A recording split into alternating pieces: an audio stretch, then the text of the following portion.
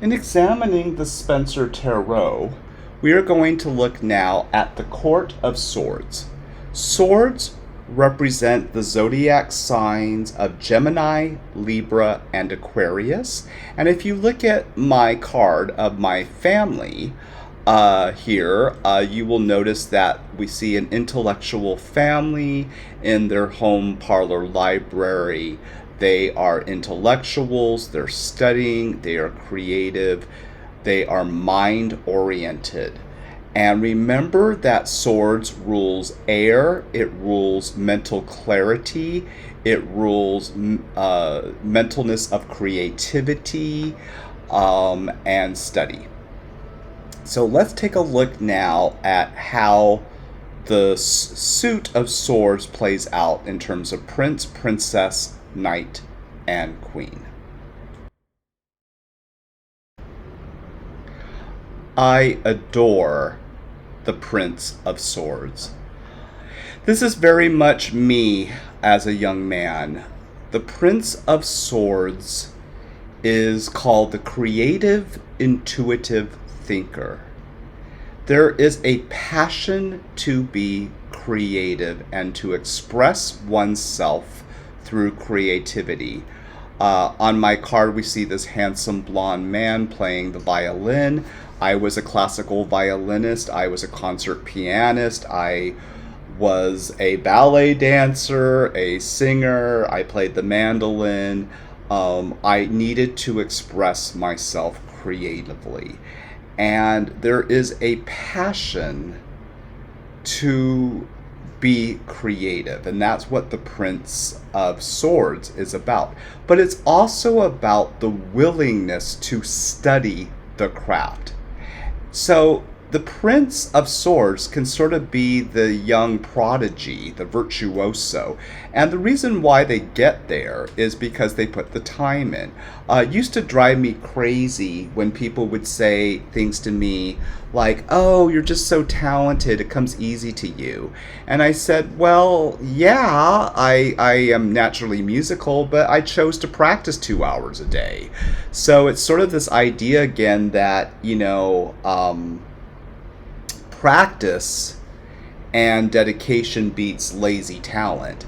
And the people that are the prodigies, the people that get to a high level quickly, just put the time in. I was very blessed to come from a family that was extremely disciplined musically. Again, my mother was an opera singer and a concert pianist, and it was just part of our makeup. We came home from school and we were required to practice 2 hours. And we got rewarded for practicing 2 hours. My parents were lovely with that. They said, hey, you practice, you work hard, we'll take you to the arcade, we'll take you out for ice cream, we'll take you to Disneyland, but if you don't practice, you can scrub the bathroom with a toothbrush. You have a choice. And so we learned discipline. And I think in the world nowadays, there's very little discipline. I think kids today, it's not their fault, but they're not being taught to strive for things. The parents just are kind of like, oh, I'll let you do whatever you want and dabble. And if you don't like it, you don't have to practice. It's very interesting. I now teach mostly only adults. But it was interesting to see how parents treat their kids. I had one parent, I'll never forget this, and her son was not practicing even though he was super talented. And the mother called me up almost crying and said, I don't know what to do with my son, he just won't listen to me. And my thought is, you're the mother, discipline your son. And so I said to the mother, I said, what do you do when your son comes home from school and says, I don't want to do my math homework? And you know what she said to me? She goes, oh, I wouldn't make him do it. It might make him mad. I don't want to upset my son. That's not being a mother, in my opinion. That's being a wuss. And I think a lot of parents nowadays want to be buddy-buddy with their children instead of being a parent, instead of teaching their kids, pride and discipline. And so I respect those parents that give their kids the opportunity to study a craft and the passion to do so. And I've also had some unbelievable, amazing students. I had a boy who I'll never forget. He was like 8 years old and just such a joy to teach. And he always came ready to work, never complained about practicing. And that kid was playing Mozart and Beethoven at 8, like me. I look at my nephew. I have an incredible nephew who's about 20 years old now. And, when he was a teenager, he was already playing Rachmaninoff on the piano. And he just chose to come home from school, and instead of, playing, watching mindless television, he was passionate about the piano and accomplished all that. I'm just like, it's amazing, what this boy is able to do. I mean, he's playing Rachmaninoff at, 16. And there's a choice to do that. I have a student of mine in piano who is a world-renowned ballet dancer, and I just see what he was doing, in junior high school, and just like all the ballets he danced in, his body is perfect, and he's leaping through the air, and I'm like, oh my God, the discipline that takes. But he just chose to do it. So it's about that commitment to creativity and the joy of the study.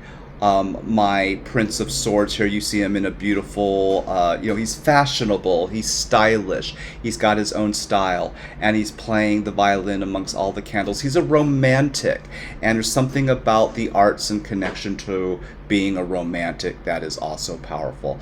So the Prince of Swords is one of my favorite cards in the deck. It's very much me, and I admire people that choose to be extraordinary and choose to be virtuosos. It is a choice. Practice. Now to our beautiful Princess of Swords. The Princess of Swords is what we call the mood fighter. She's breaking through, letting her moods control her life. And she is using her intellect to come into emotional balance. She uses tools to break through negative emotions. She is a young, creative woman, possibly a Gemini, Libra, or Aquarius.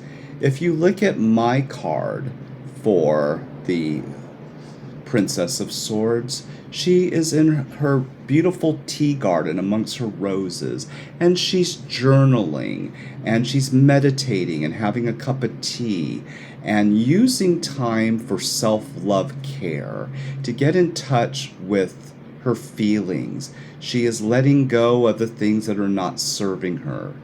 And this is something we can learn from, taking time for ourselves when we are feeling that our moods are getting the best of us, is to go inward and to use our intellectual passion for a hobby, for example, to get us out of negative emotions.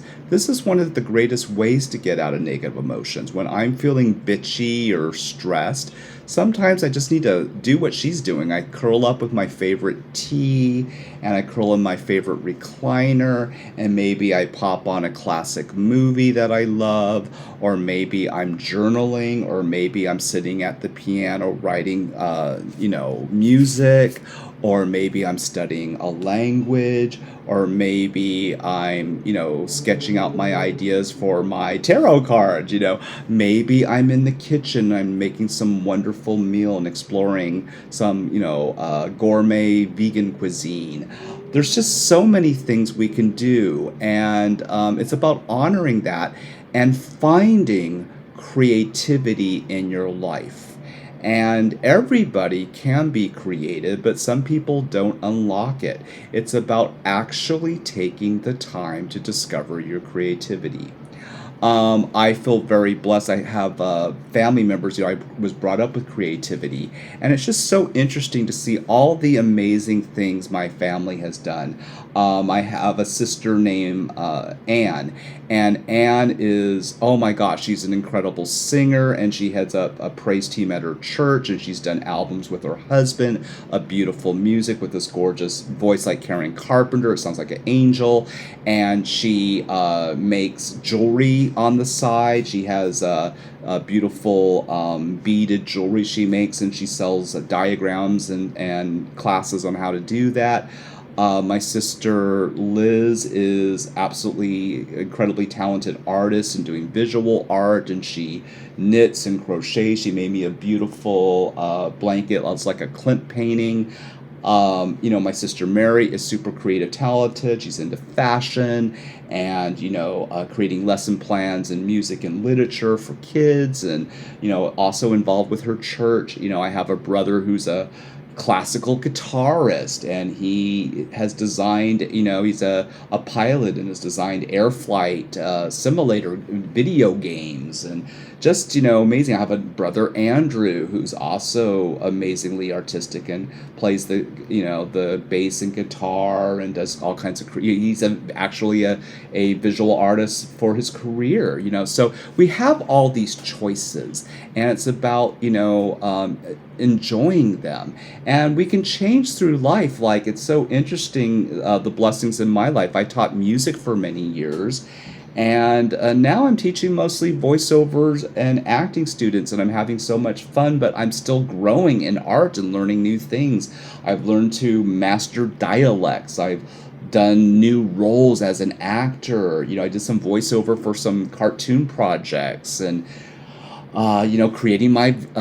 designing my tarot cards. That was a beautiful creative process. I never thought I could do visual art, and now I can, and I discovered that. So it's about, when you go inward and take time for yourself through self-love care, taking the time, like if you see my lady, she's, taking time to smell the roses. You get inspired by nature and beauty and, what life can offer you. And as you become more creative, you also become healthier and more abundant.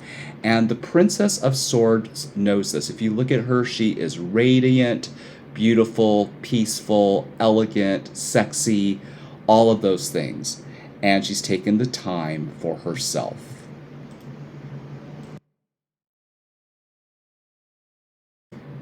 Now to the card that is a representation of myself now, and that is the Knight of Swords. And this is my current identity. The Knight of Swords is the passionate thinker. The Knight of Swords uses his intellect to accomplish great things in life. And he can look back on his life and go, wow, look what I've accomplished. He is a scholar. He is the professor.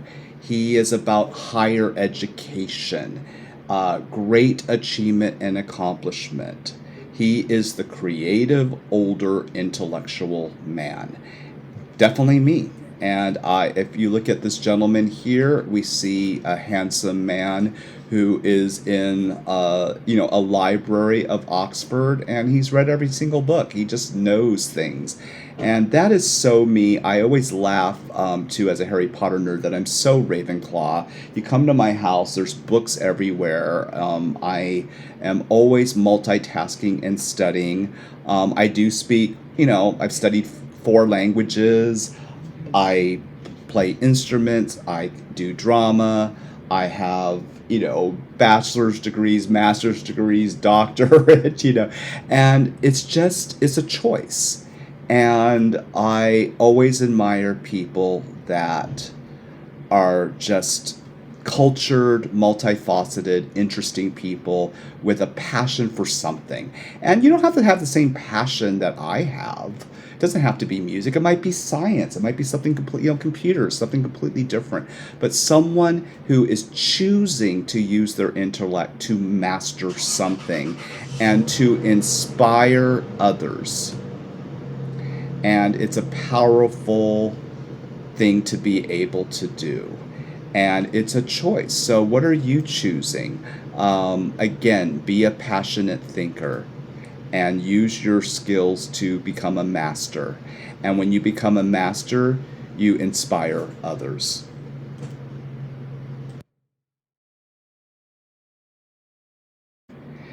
And now to our beautiful, radiant Queen of Swords, who I absolutely adore. She is the intellectual thinker. She is able to discard masks and falsehoods and use mature intellectual thinking to break through childish daydreams. So she is able to accomplish. She's able to take her creative intellectual pursuits and bring them to fruition. So she's a businesswoman. She's able to take her intellect and know how to be powerful. She's a successful millionairess. If you look at my woman here on this card, she is enjoying a masquerade ball or Mardi Gras, and she is wearing a mask, but she is laughing because she sees all the weak masks that people wear, and she's able to see through that and accomplish a lot. She is sometimes a teacher or a counselor. She is the older, creative, intellectual woman. She is the person people look to. She is, again, a strong businesswoman. Maybe she has an entrepreneurial spirit where she has taken a creative idea and built it into an empire. Highly successful. Women like this that are Queen of Swords, they're usually in high rank. They're university doctoral professors. They might, be someone that is a fashion designer that created an international brand. I think of people that are like Queen of Swords. People like Oprah Winfrey is a Queen of Swords. She is the intellectual thinker that, created an empire. Started from nothing and started as a newscaster, then had her show, and then became an actress, and then she became a director, and she built an empire. I think of people I admire like Tyra Banks, who is in fashion, and she started out as a model, and then she created America's Top Model, training others, and she has done albums, and she has had a talk show, and she's just always staying creative and expanding. And the Queen of Swords doesn't put all their eggs in one basket. There are basically, brilliant masters of many areas of intellect. I think about my grandmother on my mom's side, who was definitely a Queen of Swords, who was one of my role models. Beautiful blonde woman. Oh my God, she just inspired me. She, in the 1920s, she had 2 doctorates. She, spoke fluent Spanish and taught about Spanish literature and Spanish culture. She had a degree in English literature and wrote books. She wrote scripts for Hollywood. 2 of her students went on to become very famous. One of her students wrote the play Tea and Sympathy. She just was an amazing woman. She was an Egyptologist. She was a metaphysician. She was into fashion. She did all these different things. I look at my mother, definitely a Queen of Swords. My mother, again, she was a concert pianist. She was an opera singer. She was into fashion. She studied languages. She is a history buff. She can tell you anything about British history, about the Tudor dynasty. She's a master of this. Very sharp mind, always studying, always learning. My mother is well into her 90s now, and even though she has trouble with her eyes, my sister reads novels to her on a weekly basis. I go over there. She's read everything in literature. She's like, I'm reading, Charlotte Bronte. I'm doing Edith Wharton. I'm reading Jane Eyre. I'm reading, a history novel about the Tudors. I'm reading a history novel about the Jacobean period of King James I. Just always learning, always studying, sharp mind. Also, these kind of Queen of Swords are good with mental puzzles. They are attracted to things like masquerade balls and parties and escape rooms and whodunit mystery things. I share that with my mom. We both love Agatha Christie and Murder, She Wrote and things like that. And there is this just keeping the mind alert. And that is what the Queen of Swords is. But enjoying it, having fun with it. It's a party. It doesn't, like, intellect doesn't have to be a scary thing where, oh God, I have to study a book. It's something to look forward to. And that's what the Queen of Swords understands. Is she's studying psychology. She's sizing people up. But she's at a party. She's at a masquerade ball. She's having fun. She's dancing. She's being creative. She's, designing her costume. And that's what the Queen of Swords is about. I love her, the intellectual thinker, the Queen of Swords.